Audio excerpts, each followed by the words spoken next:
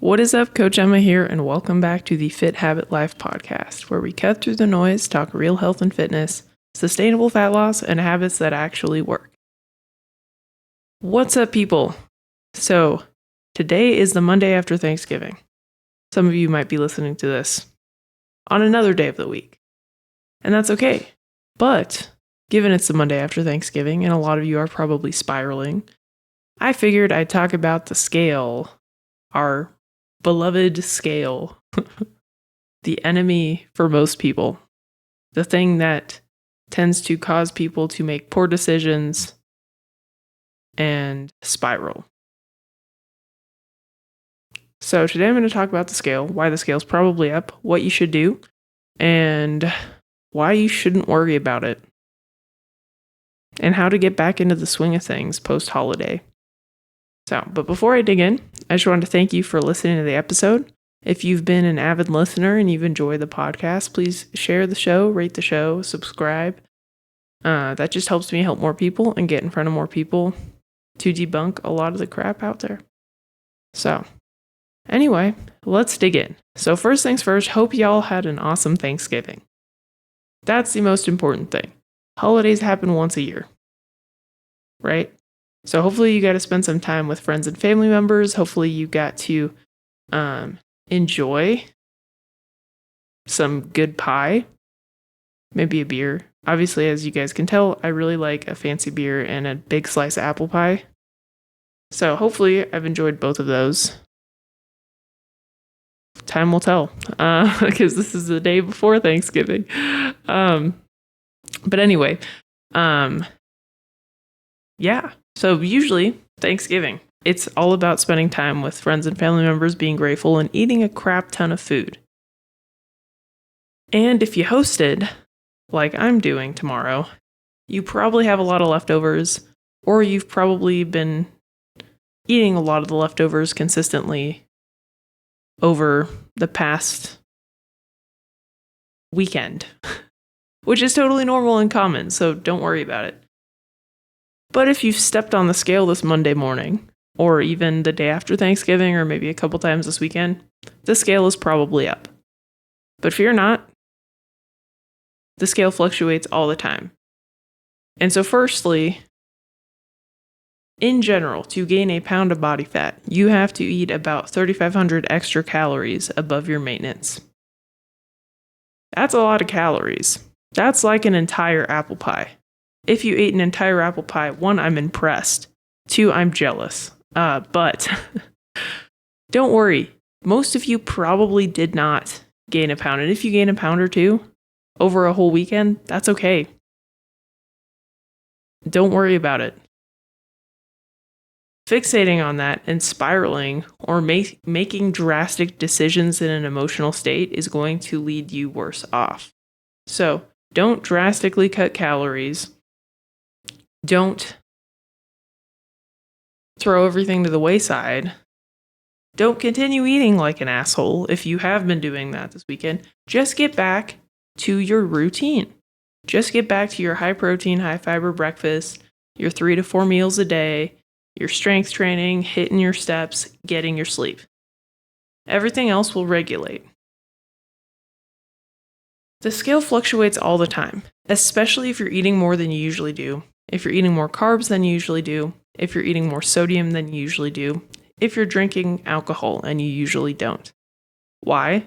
All of these things lead to more water retention. So you could be eating the same amount of calories, but if you ate more carbs and more sodium, that scale will be up the next day. A couple weeks ago, I went to pho. Pho is phenomenal. It's a Vietnamese rice noodle soup thing. It's so good. There's chunks of meat in there with the big thing of noodles. You can put some bean sprouts and onions. Super good. And that next day, the scale spiked 3 pounds. Did I eat 1,100 calories? Okay. 10,500 calories? No, I did not eat that much. But the broth is a broth. Broth has a lot of sodium in it. The noodles. I got the extra large pho bowl, so it was like double the noodles of the normal one. That's a lot of carbs. They're rice noodles. So my body was just holding more water. I was kind of puffy the next day. So that's totally normal. And after a couple days of just getting back onto my routine, the scale went back to normal. So, all in all, don't worry, the scale is probably up. And if it is, that's normal. Don't drastically cut your calories. Don't increase your activity. Don't do anything different. Just get back to what you were doing before. And yesterday, some people, it's not necessarily the scale that is the thing that causes them to spiral. It just might be enjoying eating the very tasty, unhealthy foods. By unhealthy, I mean they just don't serve you most of the time. Not that you shouldn't ever eat them. But like, you can't eat pie all day, every day. Like, there's not any protein in there, not that much fiber. There is some fiber. There's not that many nutrients. It's really calorie dense. It's not super filling. So you need a variety. You need some proteins in there. You need some meat, vegetables. And oftentimes too, a lot of these foods don't necessarily agree with us digestively. So if you're eating a bunch of fried things or greasy things or things high in refined carbohydrates and refined sugars and other things, you're probably going to have some digestive issues. If you're not eating a lot of fiber, probably feeling backed up too. That's another thing on the holidays with travel and potentially eating foods lower in fiber, you might be backed up. There might be some stress on your plate having to spend a lot of time with certain relatives. That does it for some people, and that stress can cause a backup digestively. You might not be going to the bathroom regularly. That's going to make the scale spike. So, think about all these things, right? You're probably experiencing one or many of these things. So if the scale is up, don't worry about it. But 2, how do you get back into the swing of things? Connect to how the foods make you feel. So, the other weekend, I had half a beer. Yes, half of one. It was a very high percentage alcohol. It was like a 10 or 11% alcohol beer. I like really strong beers like Belgium triples or triple IPAs. I don't know why. They're just a nice creamy flavor, more flavor. So I had a half a beer, shared it with my husband. My sleep was trash. My energy the next day was terrible, even though the beer tasted really good and it was nice to feel a little bit more relaxed than I usually am. I felt so crappy the next day. I'm like, I don't even know if I want a beer tomorrow on Thanksgiving. And I love beer, and I don't have it very often, so usually it's like special occasions like holidays or whatever. But I'm like, I don't know if I want one, because I felt so poorly after the last time that I had one, that is it really worth it, you know? And so that's what helps me not like go back to my poor eating habits, not overindulge, not continue the eating like an asshole habit or behavior, because I like to feel good physically. And I've connected that certain foods and beverages don't make me feel good physically. So even though I might indulge in them on occasion, I tend to leave it to those occasions because after I have it, I feel not great. And so I'm like, I'm going to wait a while. And then I forget how I feel after I have that thing. And then I have that thing again. And then it's kind of like this 3 to 6 month cycle. But anyway, so if you've been eating all the leftovers this past weekend, 1, just get back to your regular routine. But 2, if you're struggling to get back to your regular routine, remember how those things make you feel versus how your usual diet makes you feel. Think about your energy, your mood, your sleep quality, your digestion, your strength in the gym. Like if my body's not digesting things well or I'm bloated, usually I don't feel very strong in the gym. My energy's pretty low. I'm kind of exhausted and lethargic. So I don't like to feel that way. I like to feel vibrant and full of energy. I like to feel strong in the gym. I hate having digestive issues. They suck. I've had them for years, probably decades at this point. They're terrible. So I tend to opt for things that just make me feel good. So try to do that, and it'll really help you get back into the swing of things. And then in general too, like, start small. So if you like completely fell off this whole week because you were traveling out of town, you overindulged, you feel bad, the scale went up and all this stuff, and you don't want to do anything, what is like one thing that you can do?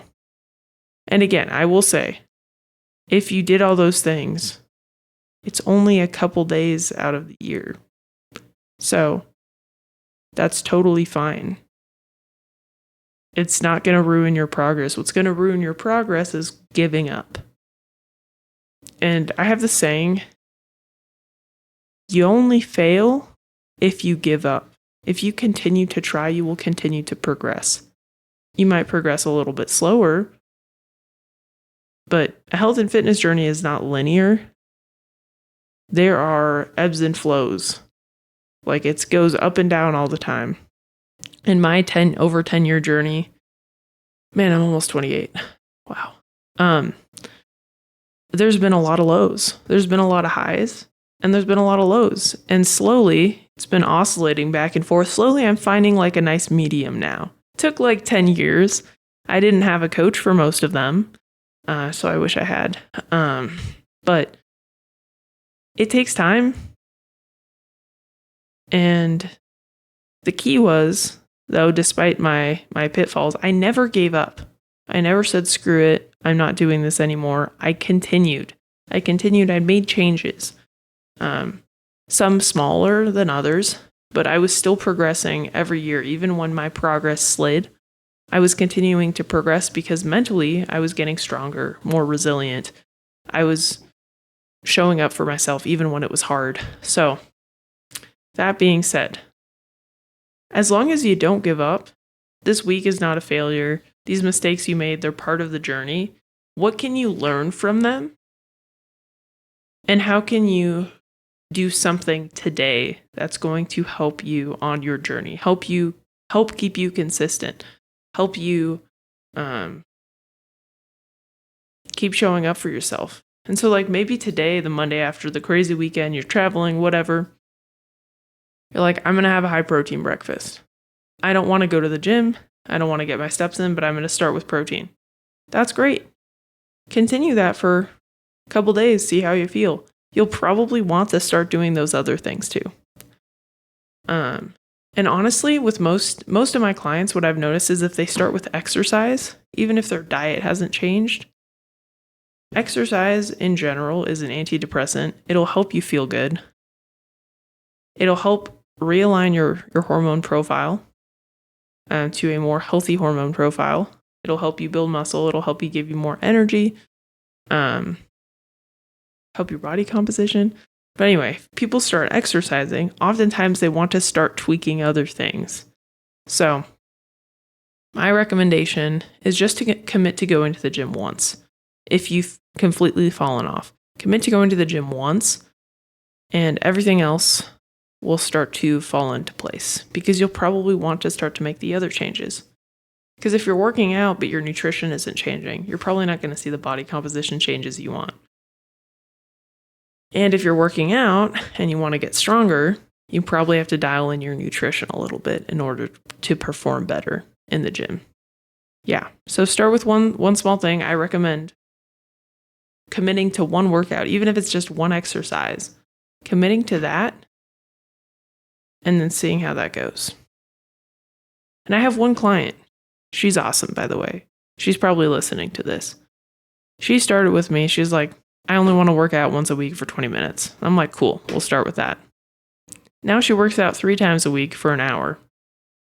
But I didn't tell her to do that. So as she was becoming more consistent, she's like, I want to do more. I'm like, cool, we'll do twice a week now. She's like, I want the workouts to be a little bit longer. I'm like, cool, we'll do 2 times 30 minutes. And then over time, it's progressed and progressed and progressed. And now she's consistently working out 2 to 3 times a week for over an hour each time. She hits her steps every single day. And we've been slowly working on her nutrition now. And so some people, it does take time, but that's okay. As long as you're continuing to progress and progress towards your health and fitness goals, you will see the results in the long run. So that being said, this episode kind of went on a tangent, but if the scale went up, don't worry. That's very common. Just get back to your regular routine. If you're struggling to get back into your regular routine, commit to one thing. Commit to one thing, follow through on that one thing. That commitment of following through on that one thing is going to help you build confidence in yourself and help you to continue moving back to that more consistency in your health and fitness and move you back towards progressing. However long it takes, you will get there. Just don't give up. So anyway, hopefully this was helpful. If it was, if you could rate the show, share it, or subscribe. That just helps me get in front of more people and helps me help more people. And yeah, thanks for listening. Hope you had a great Thanksgiving, and I'll catch you on the next one. Peace.